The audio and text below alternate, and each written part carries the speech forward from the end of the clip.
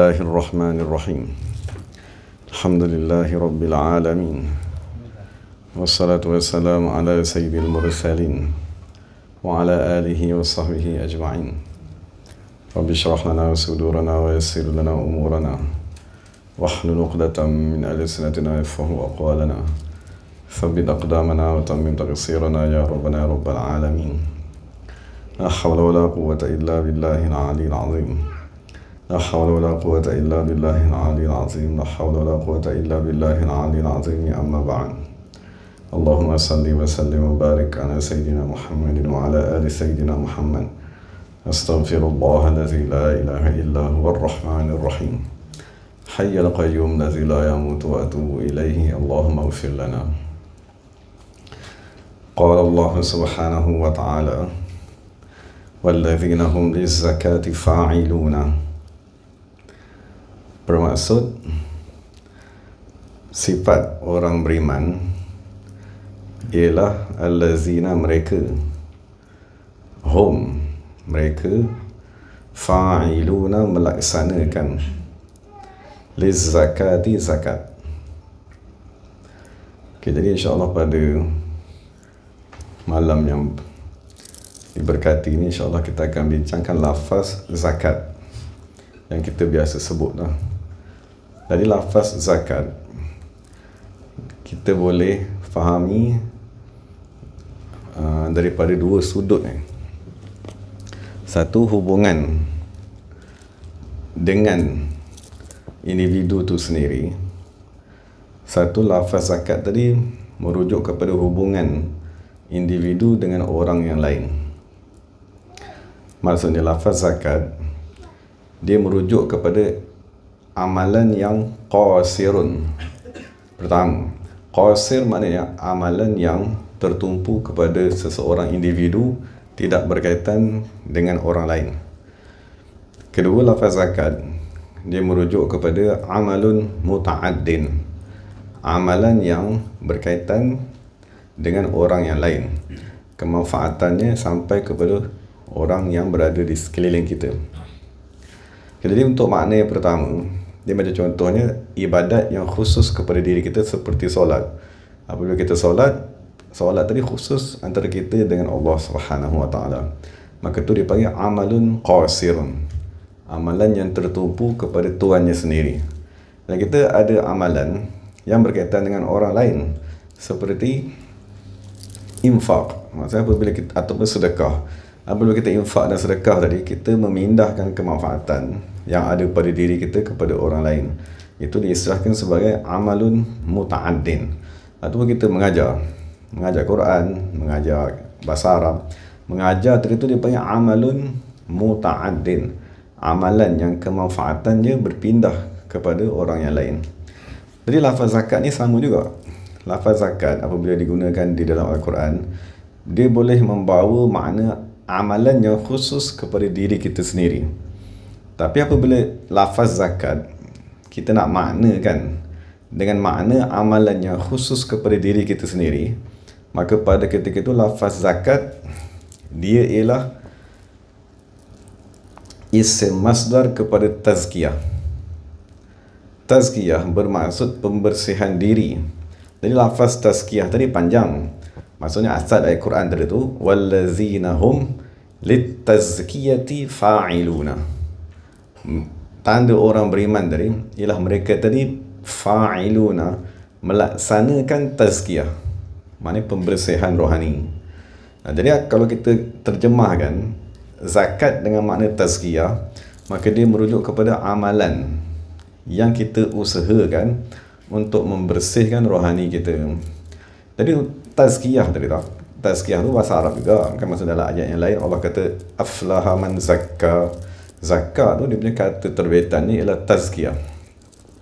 Ini lafaz tazkiyah tadi tu Imam Ghazali radhiyallahu anhu dia mendefinisikan tazkiyah tadi ialah takmilu al-insan an-nafsil insaniyati. Maksudnya tazkiyah tadi, apakah proses tazkiyah yang diusahakan di dalam tarekat tadi ialah takmilu, menyempurnakan. Maksud menyempurnakan tadi ialah kita pindahkan nafsu tadi daripada nafsu ammarah pindah kepada nafsu lawamah sampai kepada nafsu yang paling tinggi dia panggil sebagai kamilah. Itu dia panggil takmil. Maksudnya menyempurnakan an-nafsil insaniyati. Cuma cara kita nak menyempurnakan nafsu tadi biqam'i ahwa'iha. Yang kita tadi menahan kehendak hawa nafsu wa itlaqi khasa'isihal 'aliyah. Dan kita tadi menzahirkan sifat-sifat terpuji pada nafsu tersebut. Maksudnya pertama sekali mesti kita buat ialah menahan kehendak-kehendak hawa nafsu, kehendak-kehendak yang jahat, sifat-sifat syaitan, sifat binatang buas yang ada pada diri kita tadi. Itu dia panggil qama' ahwa'iha. Dan dalam masa yang sama dia mestilah sampai kepada peringkat seterusnya, iaitu wa itlaqi, maksudnya menzahirkan, melepaskan. Maksudnya kita semua ni ada sifat yang baik, sebab roh kita ni ialah roh yang baik. Cuma kita nak kena, dan tapi dia terikat dengan hawa nafsu, dia terikat dengan ikatan-ikatan dunia. Jadi Imam Ghazali kata kamu mesti itlaq, kamu kena lepaskan, zahirkan khasa'isiha, sifat-sifat nafsu tersebut al-aliyati, yang tinggi tadi. Jadi itulah makna tazkiyah. Jadi bila kita duduk dalam tarekat, yang paling yang kita kendaki ialah tazkiyah. Cuma tazkiyah tu dia berlaku dua pihak. Di pihak kita kena istighfar, astagfirullah, astagfirullah, astagfirullah, astagfirullah. Di pihak kita kena tahlil, la ilaha illallah, la ilaha illallah. Kita kena semayang, semayang zuhur, semayang asar, semayang maghrib, semayang isyak. Itu tazkiyah yang kita buat di peringkat kita, di pihak kita. Tapi kalau kita buat seorang-seorang tazkiyah tu sampai bila sekalipun, dia tak memberi kesan. Maksudnya tazkiyah tadi kita kena zahirkan di pihak kita, istighfar bersungguh-sungguh, selawat sebanyak-banyaknya. Tapi yang akan tengok keinginan kita tadi ialah Allah Ta'ala. Maksudnya Allah tengok, dia ni betul-betul istighfar tiap-tiap hari 1000, selama 10 tahun, 20 tahun. Oh, dia ni bersungguh-sungguh bertahlil, beratus-ratus ribu dah tahlil. Jadi bila Allah melihat orang ni betul-betul nak melaksanakan tazkiyah, sebab Quran kata lizzakati fa'ilun. Fa'ilun tu maknanya melaksanakan. Bila Allah tengok dia betul-betul melaksanakan tazkiyah yang wajib ke atas dirinya, maka Allah Subhanahu Wa Taala akan mengarahkan guru-guru yang agung tadi untuk membukakan hijab tersebut. Jadi di pihak kita kena buat kerja. Tapi kalau kita tunggu saja hijab tu buka tanpa beristighfar sebanyak-banyaknya, tanpa bertasbih sebanyak-banyaknya, tanpa berzikir, jadi Allah kata orang ni tak mahu pun. Maksudnya dia tak buat dari segi syariatnya, dia tak buat dari segi tuntutan ke atas diri dia, jadi macam mana Allah nak bagi? Jadi sebab tu tazkiyah tu di pihak kita menzahirkan kehendak, saya nak dibukakan hijab, saya nak mengenal Allah Ta'ala, maka kamu buatlah sesuatu, istighfarlah sebanyak-banyaknya, bangunlah pukul 2 3 pagi berzikir. Jadi nampak kita tadi bersungguh. Bila Allah melihat orang ni bersungguh-sungguh, maka Allah Subhanahu Wa Taala mengarahkanlah guru-guru tadi untuk membukakan hijab, menzahirkan nur, dia mengurniakan tajalliat Allah Subhanahu Wa Taala. Jadi itu makna zakat yang pertama. Makna zakat yang pertama ialah tazkiyah. Maknanya pembersihan rohani. Maksudnya menyempurnakan rohani tersebut, seperti mana Imam Ghazali kata, sehingga sampai kepada nafsu kamilah. Itu makna pertama zakat. Makna kedua zakat tadi ialah satu amalan yang kita dah maklum sekarang ni, bayar zakat. Bayar zakat setahun sekali, kan, apabila cukup nisab sampai haul. Jadi kita akan keluarkan sebahagian daripada harta. Ada orang bayar zakat pendapatan, ada orang bayar zakat pertanian, ada zakat ternakan dan seumpamanya. Itu kita dah maklum lah di dalam ilmu fiqh. Cuma dari zakat dengan makna kemanfaatan yang dipindahkan kepada orang lain, itu ialah makna yang kedua. Dan makna yang kedua ni dipecah kepada zahir dan batin. Jadi zakat yang zahir seperti zakat harta, zakat binatang dan zakat ternakan, tumbuh-tumbuhan, itu zakat yang zahir. Dan zakat ni tak semua orang boleh buat.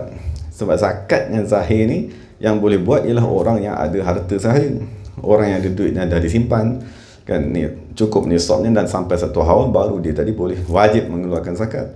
Tapi kalau orang yang memangnya tak ada peternakan, tak ada tanaman, tak ada harta simpanan, maka zakatnya zahir ni tak wajib pun ke atas dirinya. Tapi dalam masa yang sama, zakat dengan makna kedua ni, kita dah bincang tadi, dia terbagi kepada zakat yang zahir dan terbagi kepada zakat yang batin. Zakat yang batin ni semua orang boleh buat. Maksudnya zakat yang batin tadi ialah kita berzikir, maknanya kita duduk beramal, beribadat, macam kita lah yang datang ni suami-suami yang datang seumpamanya, kita tadi berzikir. Duduk dalam majlis ni, kita akan menerima nur daripada Allah Subhanahu Wa Taala yang turun semasa majlis zikir tadi. Dan kemudian kita balik ke rumah. Apabila kita balik ke rumah, kita akan membayar zakat daripada nur tersebut. Maknanya apa saja kurniaan, kerohanian yang ada kepada diri kita, kita wajib pindahkan kepada orang yang berada di sekeliling kita atas nama zakat ni lah. Sebagaimana bila kita ada duit yang lebih, kita wajib pindahkan duit tadi kepada fakir miskin. Begitu juga bila kita ada nur yang mencukupi, maka nur tadi tu kita akan pindahkan kepada orang yang sekeliling kita. Dari sebab tu zakat tadi, kalau kita tak mampu nak bayar zakat dengan harta benda, tanaman seumpamanya, maka kita tetap boleh membayar zakat tersebut.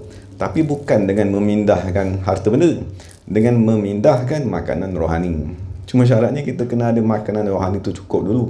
Jadi sebab tu zakat tadi dia tak ada zalim. Maksud kalau kita kata zakat ni ibadat yang untuk orang kaya saja, maka aku miskin tak wajib zakat. Jadi jawapannya salah. Semua orang boleh membayar zakat. Cuma syaratnya sama ada dia nak memindahkan kemanfaatan jasmani ataupun dia nak pindahkan kemanfaatan rohani. Dan itulah tujuan Islam, dia suruh pergi sembahyang jemaah. Dia kata pergilah ke majlis ilmu, pergilah kepada majlis zikir tu umpamanya. So bila kita sembahyang jemaah, akan ada orang yang bayar zakat rohani tadi. Sebab dalam kitab dia beritahu apabila berhimpun minimum 40 orang, Allah akan hantar seorang wali. Dan wali tadi dia akan agih-agihkan zakat tersebut. Maksud wali tu memang malam tadi dia dah berzikir, dah memang kerja dia macam tu. Dia berzikir waktu malam, nanti besok dia pergilah mana-mana tempat jemaah yang ada masjid, solat jemaah, surau. Pergi tadi semata-mata dia nak bayarkan zakat dia. Dan apabila kita yang kurang beramal, kurang berzikir, dan apabila kita pergi berjemaah ataupun hadir kepada majlis, kalau kita tak ada kemampuan yang cukup untuk membayar zakat kepada orang lain secara rohani, maka kita akan menerima zakat tersebut daripada orang lain.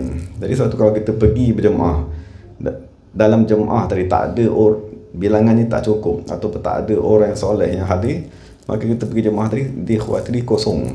Kerana tak ada siapa nak pindahkan nur tadi kepada kita. Sebab tujuan kita berhimpun, tujuan kita berjemaah, tujuan kita duduk dalam majlis, tujuannya lah nak mendapatkan nur.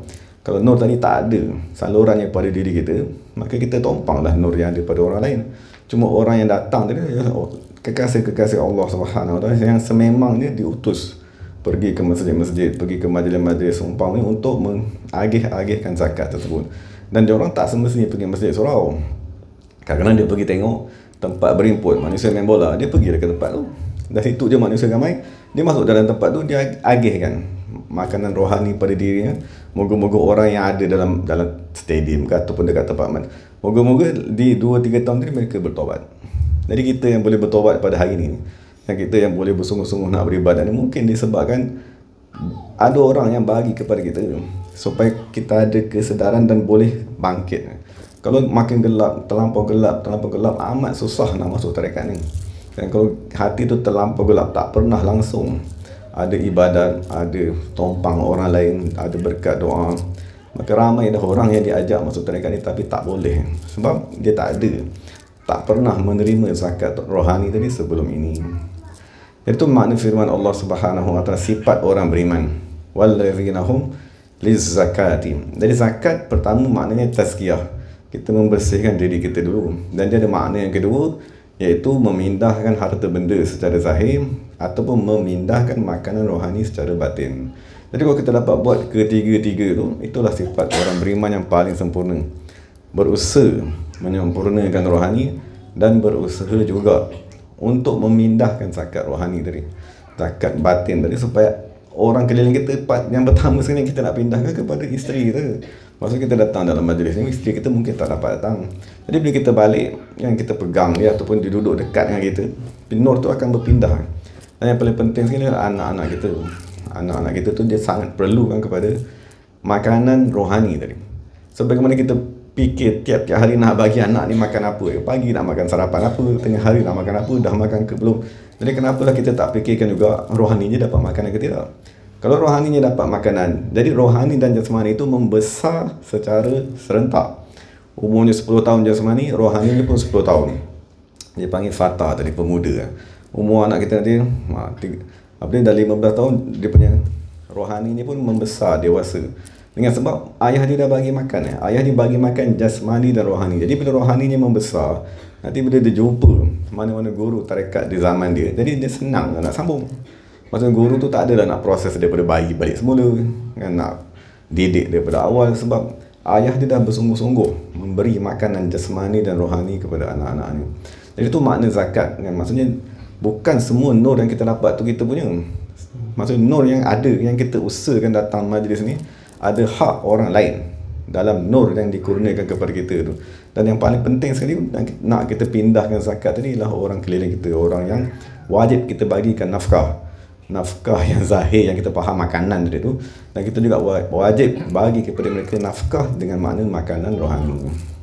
Jadi moga-moga kita dapat satu kefahaman lah daripada lafaz zakat tersebut, yang Allah Ta'ala nyatakan salah satu daripada sifat orang yang beriman, dan segala yang baik daripada Allah Ta'ala, segala salah silap itu daripada diri saya sendiri.